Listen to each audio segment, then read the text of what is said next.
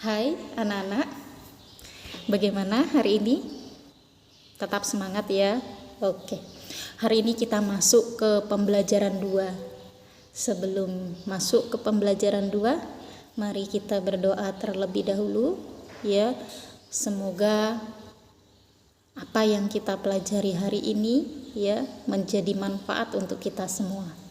Berdoa dimulai.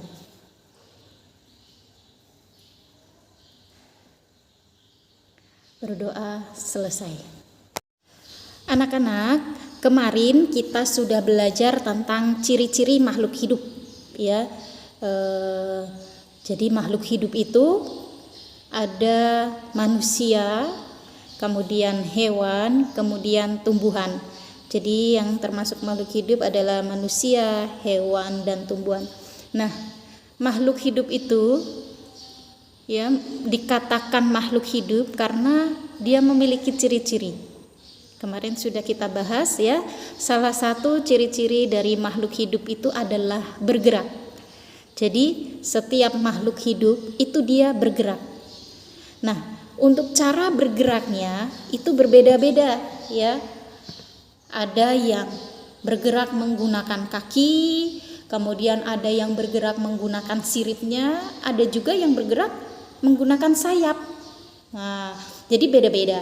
Jadi setiap makhluk hidup itu memiliki cara bergerak yang berbeda-beda, tidak sama antara makhluk hidup yang satu dengan makhluk hidup yang lain.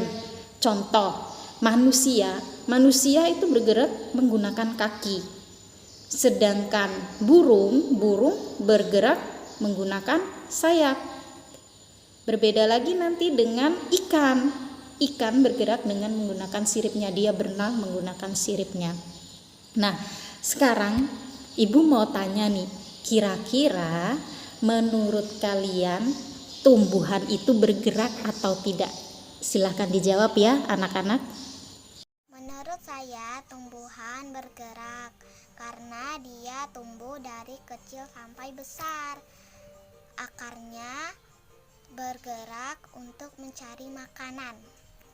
Karena apa tanaman bergerak? Karena tanaman terkena sinar matahari dan diberi pupuk. Tumbuhan tidak bergerak.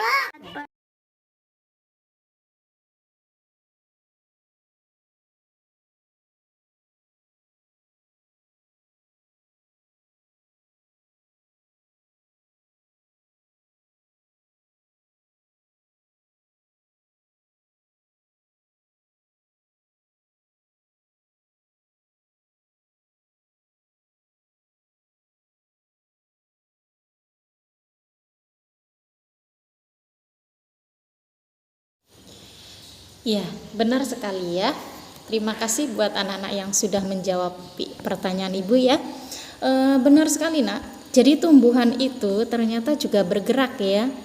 Jadi nggak hanya manusia, tidak hanya hewan, tetapi tumbuhan itu juga bergerak. Hanya saja pergerakan pada tumbuhan itu tidak terlalu terlihat oleh mata kita secara langsung ya. Berbeda dengan makhluk hidup yang lain.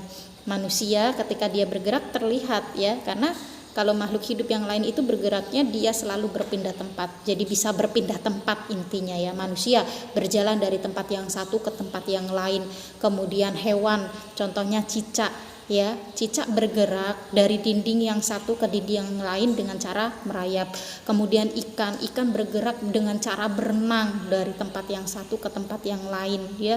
Begitu juga dengan sapi, begitu juga dengan ayam ya, bergeraknya terlihat gitu loh, karena mereka berpindah tempat. Makhluk hidup ini berpindah tempat. Tetapi berbeda dengan tumbuhan juga bergerak, tapi dia tidak berpindah tempat. Kalau tumbuhan bergerak berpindah tempat, nanti kalian lari semua ya, takut ya. Jadi tumbuhan itu bergerak, tetapi dia tidak berpindah tempat.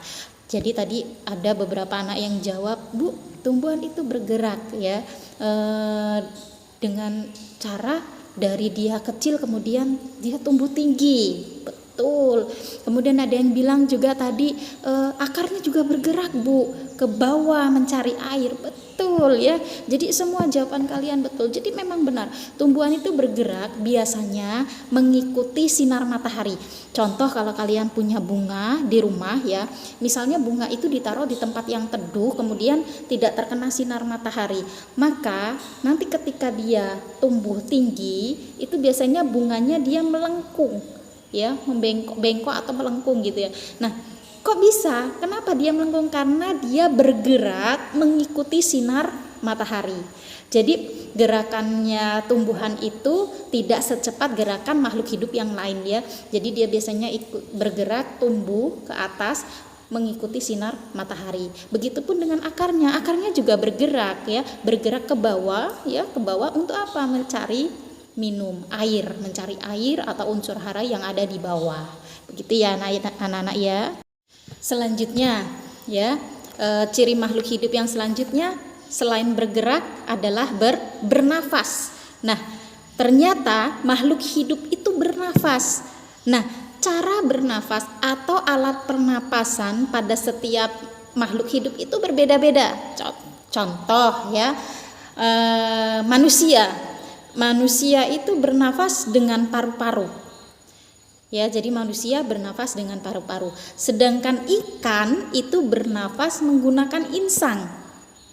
Kemudian ada juga serangga. Serangga itu bernafas menggunakan trakea. Nah, kemudian tumbuhan. Kira-kira tumbuhan bernafas atau tidak ya? Silakan dijawab. Kira-kira tumbuhan bernafas atau tidak? Nama alat pernafasan pada tumbuhan adalah stomata atau mulut daun. Tanaman tidak bernapas, tapi dia peka dengan rangsangan. Tumbuhan bernapas, Bu, menggunakan mulut daun atau stomata.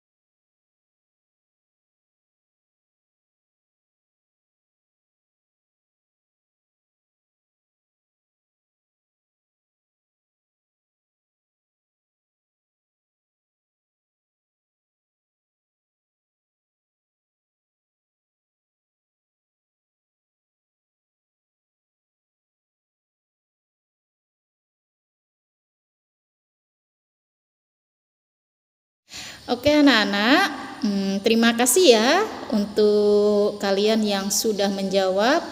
Ternyata hebat-hebat, luar biasa ya. Benar sekali bahwa tumbuhan itu bernafas ya. Nah, alat pernapasan pada tumbuhan itu dinamakan dengan stomata. Ya, kalian luar biasa, kalian hebat ya. Selanjutnya, ciri makhluk hidup yang selanjutnya adalah tumbuh dan berkembang. Itu silakan dibuka halaman 11 ya. Jadi tumbuh itu artinya bertambah ukuran tinggi dan berat ya, bertambah ukuran tinggi dan berat.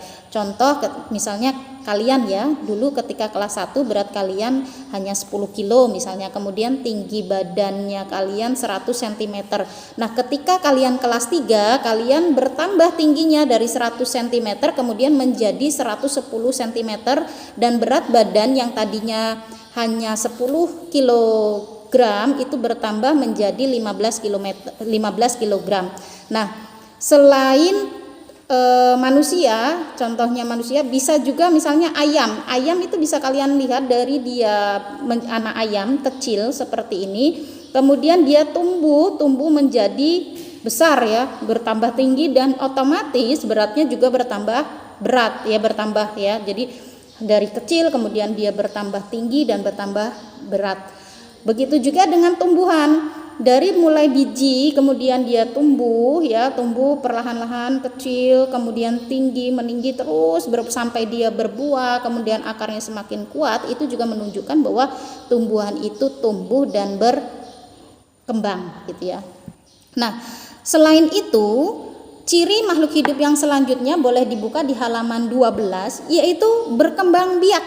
Nah, berkembang biak.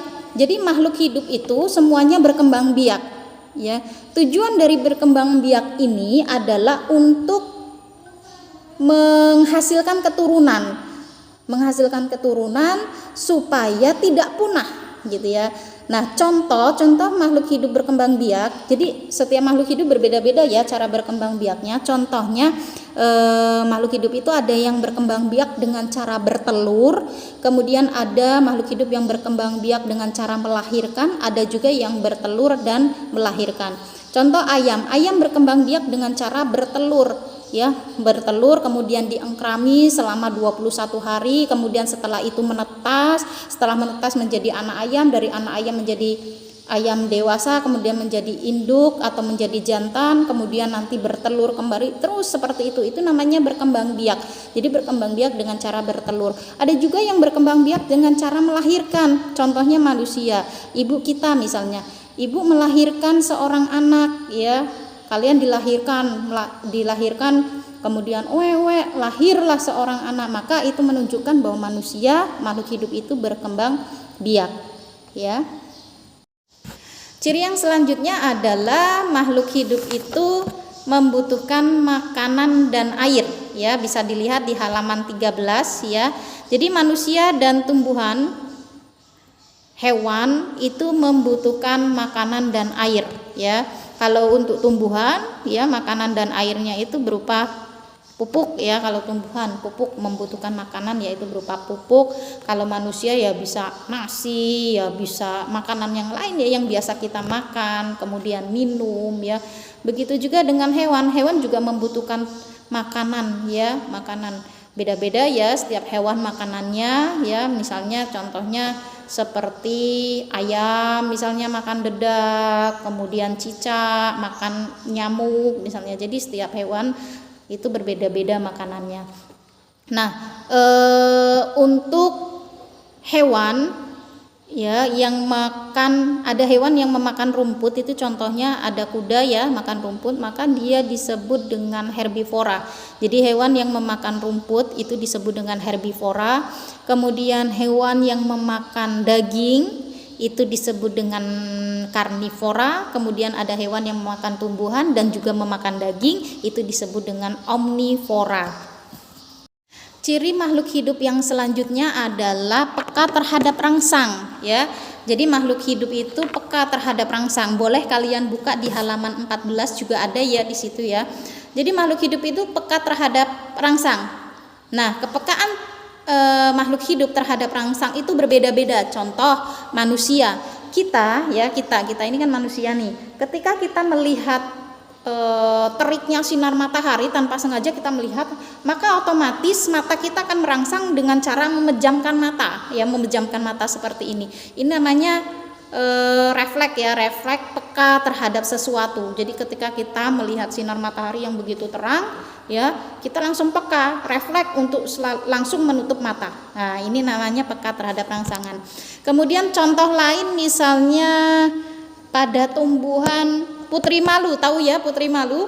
Putri malu itu ketika kita pegang itu langsung daunnya itu langsung nutup gitu ya. Nah, itu dia ternyata dia peka terhadap rangsang. Jadi ketika kita pegang dia langsung menutup. Atau bisa juga contoh lainnya itu tumbuhan pacar Cina. Tumbuhan pacar Cina tahu ya?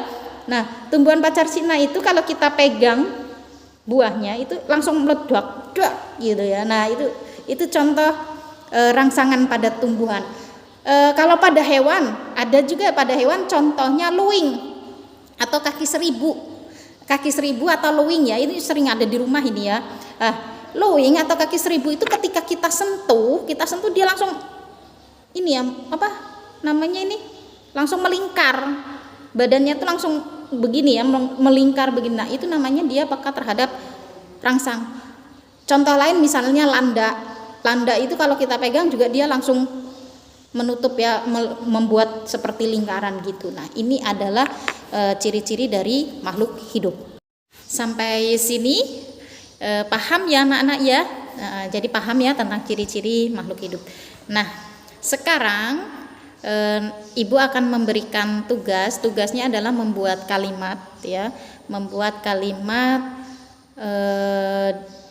dengan unsur harus ada subjeknya, ada predikatnya, atau ada objek atau ada keterangannya ya. Nanti akan Ibu berikan contohnya, kemudian nanti silakan kerjakan sisanya. Paham ya anak-anak ya?